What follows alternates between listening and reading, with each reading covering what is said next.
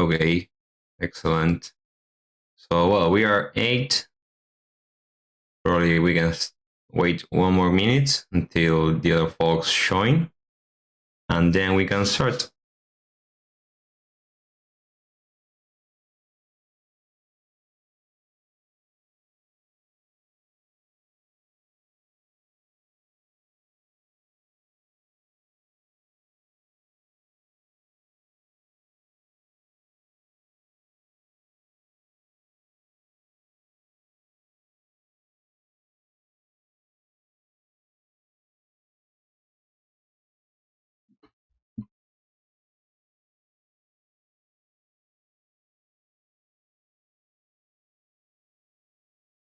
Well, I think that we can start.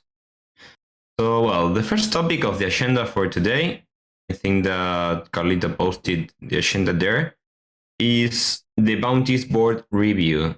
So, we are very happy that this process is running very good. I will paste the link for the ones that already don't know which is the Bounties board. As you can see, we started, I think that 3 weeks ago, this process, and a lot of developers are starting to contribute with Hummingbot, starting to solving issues, and we are very happy about that because we can improve the code base. So mainly, the biggest we have only 3 bugs open right now. That is the search of the gateway v2, the cross-exchange market making rate oracle conversion, and the rate limits on KuCoin.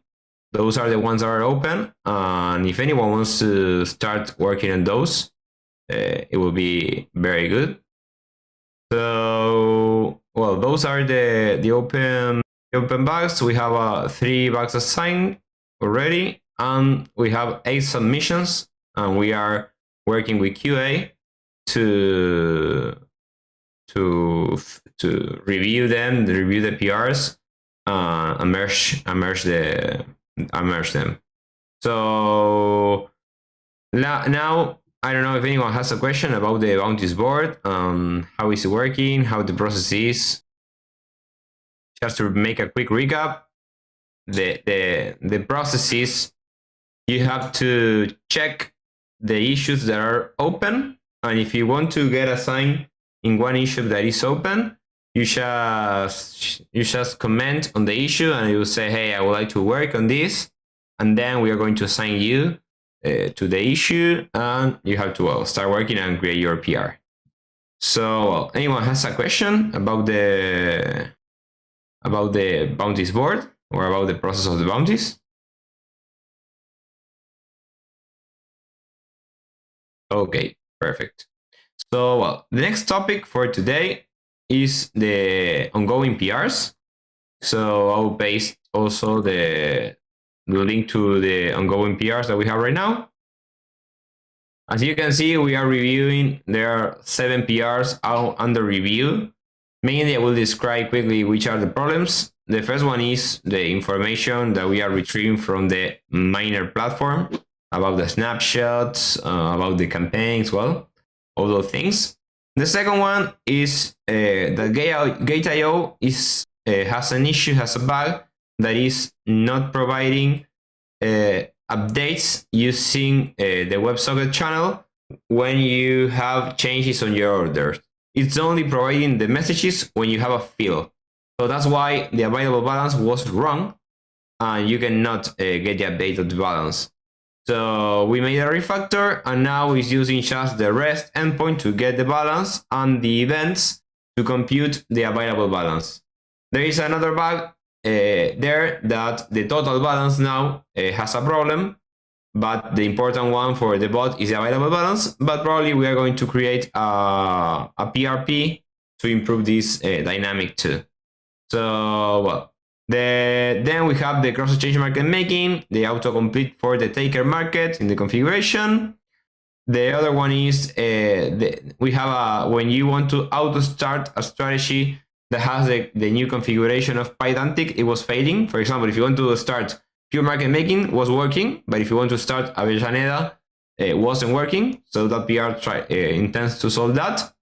Then we have the Binance perpetuals cancel order. That issue was related to that the bot gets stuck when it's trying to cancel an order.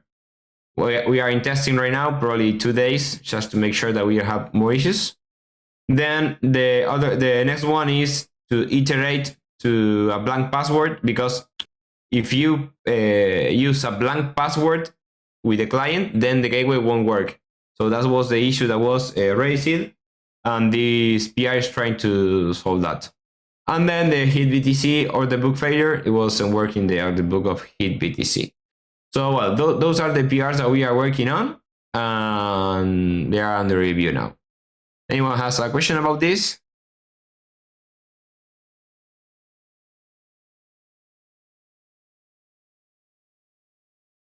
Okay. Well, the next topic that we're going to discuss is the tick size improvement. In this case, this PR is already merged in the code base in the development branch. So if you clone the latest development branch, you will find that you can configure the tick size. So how you can use it? You can change the value on the conf client YAML, and also you can run the command config tick size, and it will change the tick size. Where is this tick size used? Where, or what is the tick size? The strategy executes the untick all the objects that are time iterators. The strategy is a subclass of time iterator. So all these objects has a method called c_tick, and that method is called every tick size. So for example, the normal tick size was 1 second. That means that the tick method will be executed every 1 second. This PR lets you tweak that tick size and execute the strategy, for example, every 0.5 seconds. So, well, or the tick size that you want to use. So, well, that PR is already merged. You can try it on the development branch. Well, that's all about the tick size. Anyone has a question about the tick size improvement? Mike. Yeah. I want to come on stage and just maybe discuss this this improvement bit because it's in the code base now, and I think there was some discussion about this in the community called chat channel. So I just want to maybe just flag those issues and maybe ask Fede if you have seen those issues that maybe Memento Muri brought up. So I think he asked about kind of like what values are possible for tick size, and if there are any values that are not possible or kind of like or wouldn't work. Like for instance, like how low can you go? Like what are the bounds for how users can change it? Is a question. Okay, yeah. For that, I just limit the min tick size to 0.1. If you miss one tick size, it will recover the logic on the next tick size. Okay. But by default, I put like the minimum on 0.1. Probably you can use it. I think that normal will be like 0.2, 0.3, but I put 0.1 based on that Binance sends the WebSocket messages as with a delay of 100 milliseconds. So lower than that doesn't make sense. So got it. That's why I put 0.1 as a minimum tick size. But we can put like 0.3 if you want. But well, that depends. Yeah. I think just kind of getting that, kind of like documented in some way, I think would be good. So I would say one thing I think we should try to start doing is like when we make changes like this and it's in development, we should have a plan for actually also making sure that we're updating the docs at the same time to add the parameter, that tick the tick parameter, and finding what users can set and what they can't set for that parameter. Yeah, in the PR, I explained that minimum, but well, if you want to know exactly, it will depend on the exchange. Probably there are some exchanges that send updates with a delay of 300 milliseconds. Yeah. And that a lower tick size will have the same information of the last tick size, so it will be the same. So, well, I think that it's an experimental thing that at minimum we put like the minimum 0.1, but each user will have to research about his exchange, about which are the a logic tick size that he can use, for example. But well, we can make some investigations. I know that Memento likes to make the the test of the speed of the profiling of the code, so we can do something like that. So, well, yeah, everything has the same tick size, Memento. You were asking that because how Hummingbot works, you have a clock, and that clock has a list of childrens that are time iterators. So every tick, the clock notifies these childrens by calling the c underscore tick. So all the components are using the same tick size, but the main things that you were the connectors and the connectors, for example, are time iterators, but they won't do anything because the only thing that is running on the tick size is the event to let the status pooling loop run. So, well, that's why it's not so complicated. All the things has to be based on the timestamp, so you don't have to be based on the tick. So, well, anyone has another question about the tick size improvement? If anyone finds a bug, we can fix it. By default, if you use one, will be the same as using it before. I tried with different tick sizes and it was working good. But well, if you want, you can use a tick size as you want. I would recommend you, if you want to do some things that needs more computation, or well, you want to do something more accurate, instead of reducing the tick size, I think that it's better to code an asynchronous task that will be checking your condition. And if you have one condition, for example, an imbalance in the order book, you can trigger an event based on that. That will be, for me, a better approach than reducing the tick size for everything. But, well, it depends on what you want to do. So, well, the next topic that is not in the agenda for today, but we want to include it because we think that is very important, is that we are in the foundation, we are going to promote the refactoring of the connectors, the certified connectors that we have, to the latest standards. This means that they have to be a subclass of Exchange by base, and we are going to start always with the certified connectors, and then once we have all the certified connectors in the latest standards, we plan to move this task, or also include in this task, add the perpetuals connectors that are for certified exchanges too. For example, add the KuCoin perpetuals connector. So once we are working on a list of which are the connectors that we want to start with, and once we have that list ready, probably today or tomorrow, we are going to publish a discourse thread mentioning this initiative, who will be the persons that wants to work on this, and then we're going to create the HIP to pay bounties for the people that is refactoring the connectors. So, well, I don't know if anyone has a question about this. The main thing is that when you are uh, when you are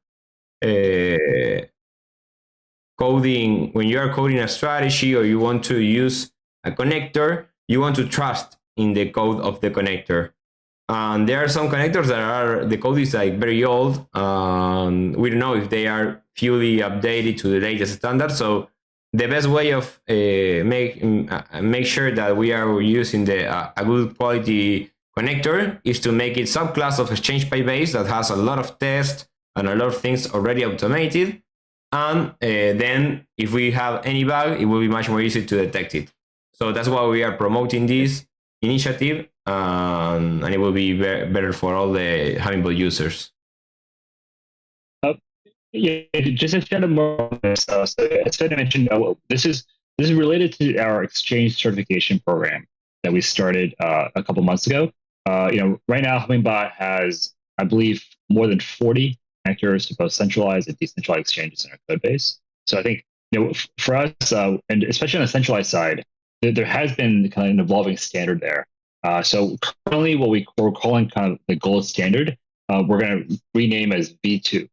So the first step is to label like what exchanges in the code base are actually meeting the new V2 standard and which ones are not.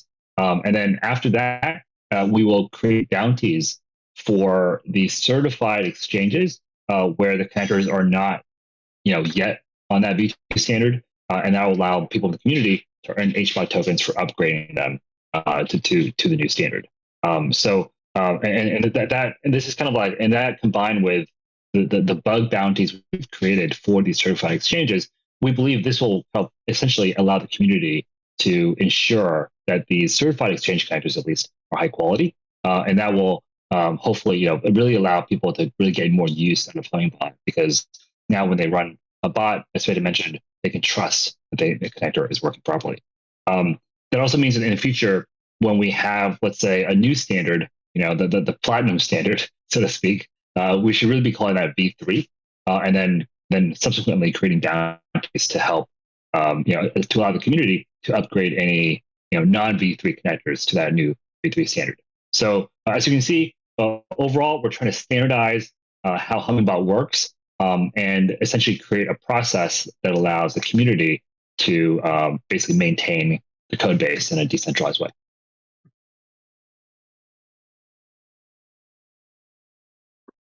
Yeah, sure. And also, we also want to promote that on the perpetuals connectors, because we know that there are a lot of people that wants to trade also in perpetuals. Right now, we only have Binance, DYDX, and Bybit. So probably adding KuCoin, all the certified exchanges, FTX. FTX is very important. We want to add it soon too. Will be very good for the community. So mainly, just to mention which are the benefits of using making the connectors subclass of Exchange Base. They have also like a standard, like a generic class of test that are running in the Exchange class. So now the work of building a connector, a spot connector, is much more easy than before, because of this test, the generic text class, and also you have a lot of implementations already in Exchange Base. So I think that the best thing that we can do with the certified connectors is to migrate them all to this class, to be as a subclass of Exchange Base. So I use two perpetuals. Yeah. So just there should be, I think, around probably at least like five to six bounties that we'll be creating initially. It's a combination of refactoring, connectors to new standard, possibly building, perpetual connectors or refactor perpetual connectors to new standard as well. So I think one sense we wanted to, we did want to kind of maybe kind of like get a sense for how much HBOT we should give to developers who are doing this work. So So the way that we were thinking about it is that spot connectors, probably in our belief, take about probably 2 to 3 weeks of time to build well, whereas perpetual connectors, because they are more complex, and because there's also more testing involved, may actually take like 4 to 6 weeks to build well. So in terms of the HBot, kind of like amounts, we were thinking of proposing something around like 500,000 HBot for a spot connector, refactor or rebuild, and 750,000 HBot for a perpetual connector, rebuild or refactor. So maybe we can do a quick poll in the community call chat and see if kind of how people feel about these numbers. Let me create a poll there, and then maybe we can just do a vote and see if people feel like these numbers are kind of like too high, too low, or just right. So maybe keep going, and I'll create a poll in the chat channel. Okay. So, well, the last topic of today is an open discussion about which are the bugs that you think that we have in the code base that are not included in the Bounties board. As we mentioned in the first part of the meeting, we have Bounties board that you can. The link is in the community call chat, and now we have all like 4, 8, 11, like 15 bugs that are in treatment. If you have one bug in the source code, or you are experiencing a bug, and you already create the issue, is a time that you can post that in the community call chat. And well, obviously, we are trying to include them in the bounties board.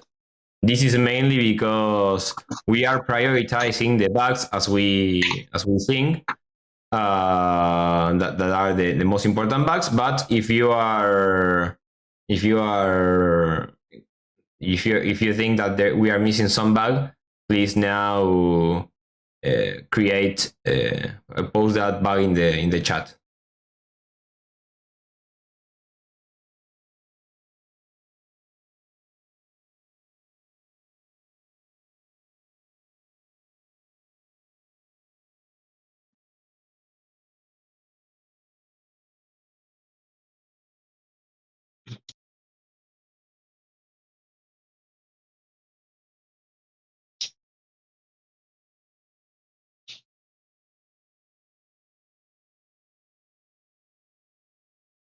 Well, I think that there is no bugs, or you are comfortable with the bugs that we have in the Bounties 4 right now.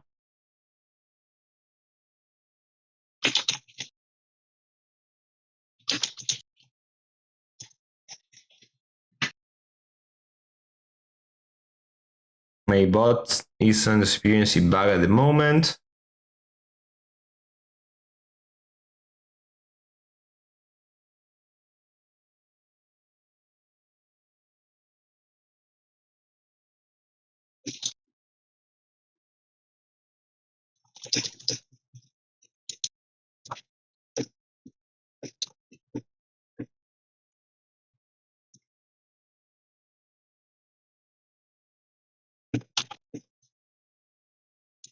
Good question. In the poll, I created the poll. So I think if it's up, I think it means it's too high. I guess if it's down arrow is too low. I guess, and the plus arrow is just right.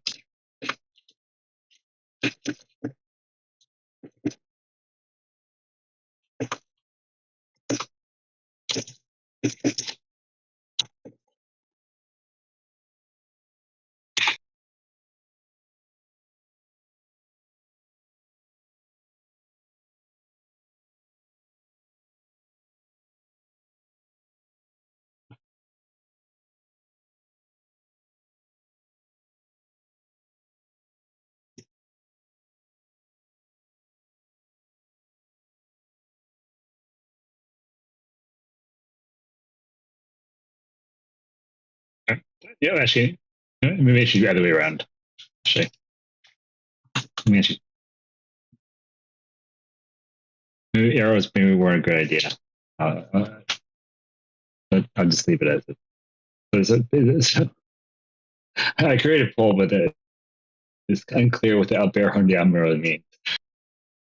But yeah. I added the other. Okay, so Oh.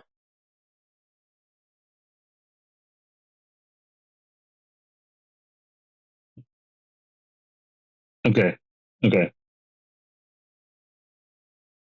The thumbs down. Okay, yeah.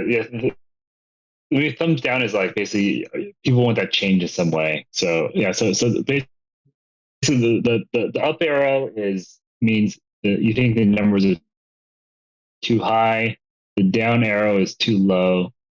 And then yeah, the plus. So it seems like most people think. I thought that. So I thought that they. I would say, I think just I would say it seems like okay. Well, yeah, we'll leave the poll open, but I would say it seems like most people feel like the amounts we proposed are decent. So let's just go with these, and then we'll see how people's experiences, and we can adjust them, based on how much time devs are actually taking. So yeah, let's I think let's just go with 500 and 750, and we'll get those bounties created in the next week or so.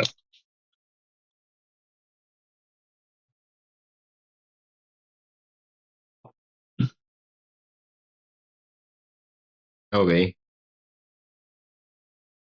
Well, now Abel is saying in the group the thing that probably a connector shouldn't take no more than 3 days.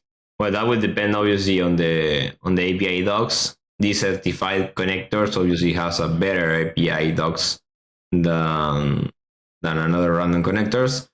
But it's true that now with the genetic test and the exchange by base, the work is much more simpler than before. So I don't know if 3 days, probably Abel can do it in 2 days or 3 days, but I don't know, probably a developer that has a side shop or is not fully dedicated to this can take like 1 week, 1 week and a half, probably. Well, but or is not so familiar with the connectors. But well, I think that the discussion is good. Yeah, well, and the one that created the generic class of test was Abel. So thank you, Abel, for that huge contribution. Yeah, and just so everyone knows, like I think that the like the foundation philosophy for HBOT tokens. So for the dev bounties, we do want to make sure we can reward developers for the time they invest into helping maintain the code base. With HBOT tokens, right now, other than governance is really the only thing. There's not really much out there. They're not really listed anywhere. But so that's why it's kind of the only reward that we can give right now. But so with the amounts, we're just really trying to make sure that people, for the folks that really believe in the long-term agenda for HBOT, they're getting some type of governance value for making changes in the future. If the exchange fee share that we're getting from these certified exchanges, is sufficient, we do intend on paying bounties in stablecoin or other tokens down the road as well. But of course, that's why this effort is designed to improve the connectors only for those certified exchanges, so that in the future, the foundation as a whole is earning more money from the fee share, and which allows us to share more with the devs in our community. But for now, because of the exchange volumes are down, right now it's really just HBOT is the only kind of like token we can give out. But we do feel like HBOT will have value. So with that, I think the next step for us is to basically label which exchanges in the code base are V2 versus V1, create bounties to refactor the certified exchanges where they need to be upgraded to V2, and then basically add them to the bounties board and get them assigned to devs that want to take on the work. So yeah, so if any questions about the process, please post them now, or once you actually kind of see the bounties, feel free to like ping our team if you need help in terms of documentation. We actually do have quite a lot of docs now in terms of building connectors. There's a template, there's a Notion template that shows you how to do it. There's a lot of stuff in the docs we've added in the last few months. So hopefully, and there's also many examples as well that people can copy in the code base. So hopefully, it's a good chance for people to contribute to the code base while also learning how the exchange connector architecture and how that works.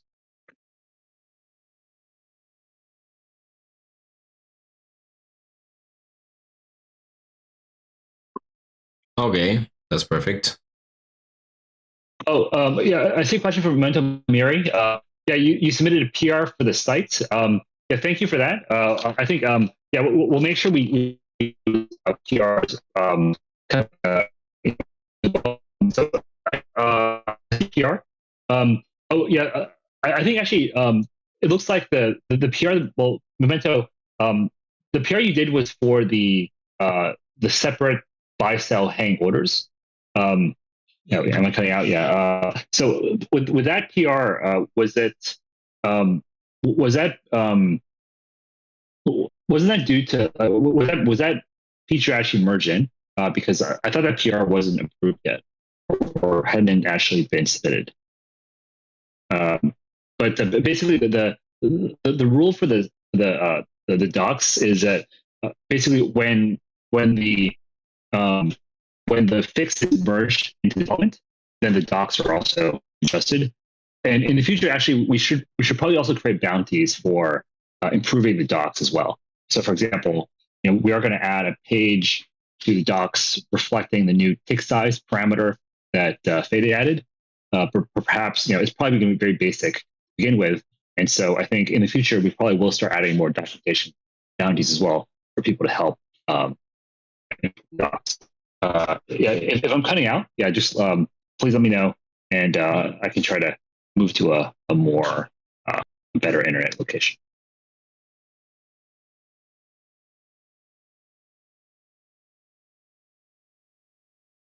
Got it. Oh yeah. So Memento. Oh yeah. So I think the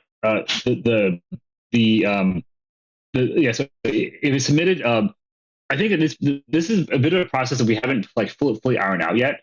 But I think that yeah, if you're it's ready for review, let us know. And I think was this already approved PRP? Because I think that our team is looking for the PRP to kind of to understand when to start reviewing. So that's why it's possible your paying orders PR might have gotten lost in the shuffle. So I think because this is related to community bounty, I think we probably need to establish some rules around this. But overall, I would say yeah, we should start reviewing this this PRP. So yeah, if you haven't made a PRP yet, I would just make a PRP now, and then but yeah, overall, if it's ready to review, yeah, we should start reviewing it and try to hopefully basically give you some feedback and try to get it into the next release. But yeah, so but I think your question was in terms of updating the doc site is basically I think that I would say just submitting PRs is the right way to update the doc site, and so I think that right now we don't quite have a process for connecting the doc site to the code base, but I think generally it should be like anytime the code base is changed and some PR is merged in development where it's going to change, some documentation changes are needed, that's when either the developer or someone from the community should make a change to the docs. In the future, we should probably ask the developer themselves to actually make the docs change alongside their code change so that it's like one single step. But at least for now, right now, it's kind of like the doc side is just kind of updated alongside of the code base.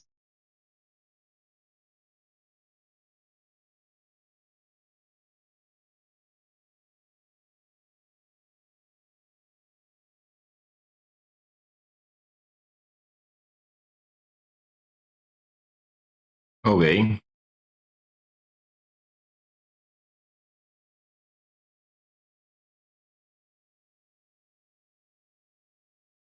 Um, yeah. For the doc strings, yeah.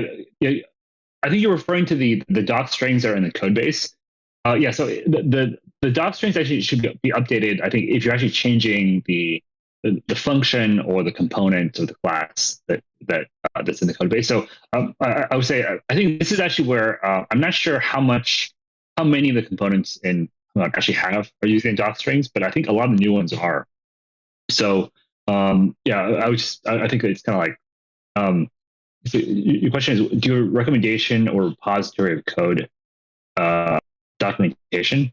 Um, yeah, I'm not sure exactly what you mean by that. Well, I guess the Hummingbot site doc, the repo is the kind of the official documentation site, but that's intended to be more of like like the user documentation and like the guides and those kind of things. I think the inline like doc strings is I think the more like kind of like the standard that I think we're trying to evolve to now for I guess like documentation that lives inside the code.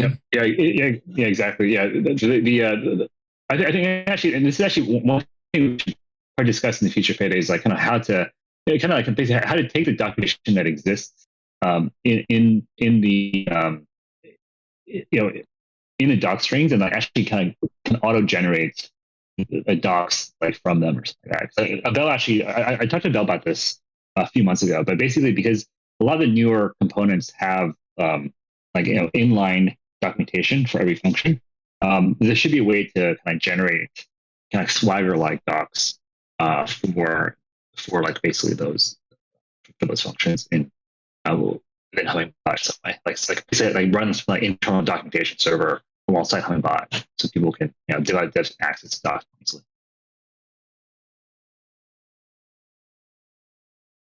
Okay. I will ask about that.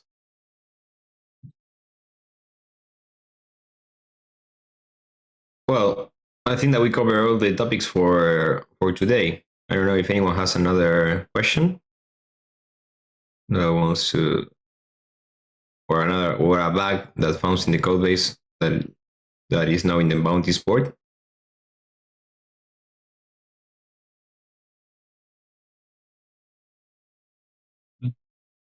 Uh, okay. Yeah. Thanks everyone for the call. Overall, I think we're really excited about this new bounties based process that we started recently.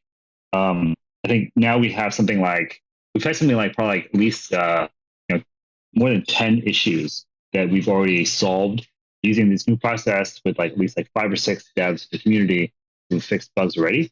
And we feel like seems like a really kind of like a good process to invest into because we're improving the quality of the connectors, growing the developer community, and really kind of like trying to use this set of incentives and governance system that we've created to reward people for helping to maintain a code base. So I think we'll try to get the connector bounties created in the next week or so, and in the future, I think we'll probably also start studying this to other bugs that people find, and in the future maybe other stuff like documentation or content or other ways that we can involve the community in helping to improve the code base and grow the community.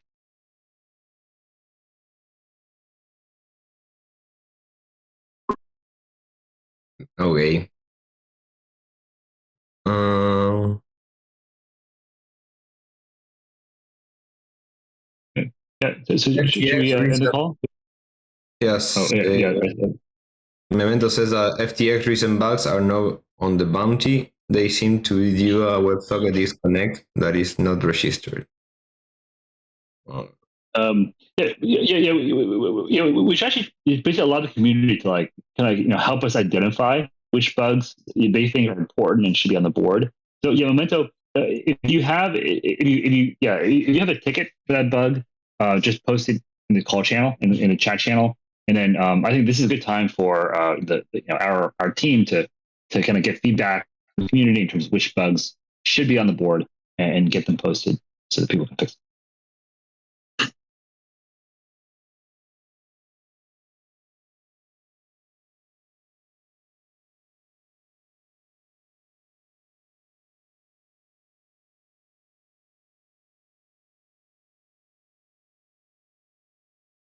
Okay, cool. Thanks. Yeah. I think that one. Yeah, we actually just talked about this bug during our internal dev call today, and yeah, I do think we'll probably add this one to the Bounties board pretty soon. Memento.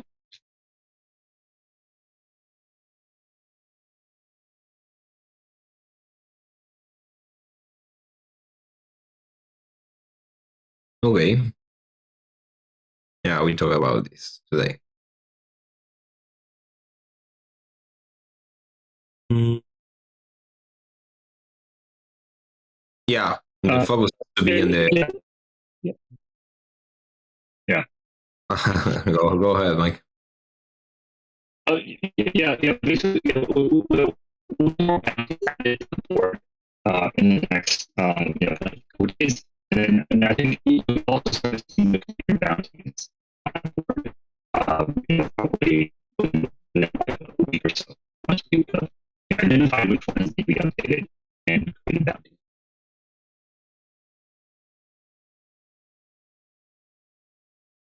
Okay. Yeah, sorry, I think I'm having some connection issues in my house.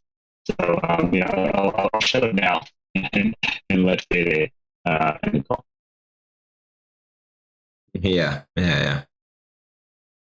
Yeah, we should focus on the bounties board right now. And once we have a better standard of the connectors and a lot of issues that we have on the core and the strategy solved, let's focus on improvements. But this time, I think that the best way is to focus only on solving bugs.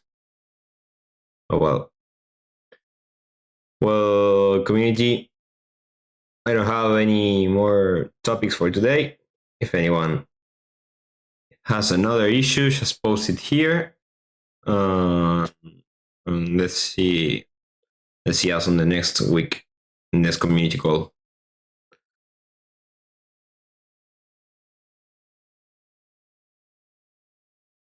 Okay. Well, bye bye. Have a nice week.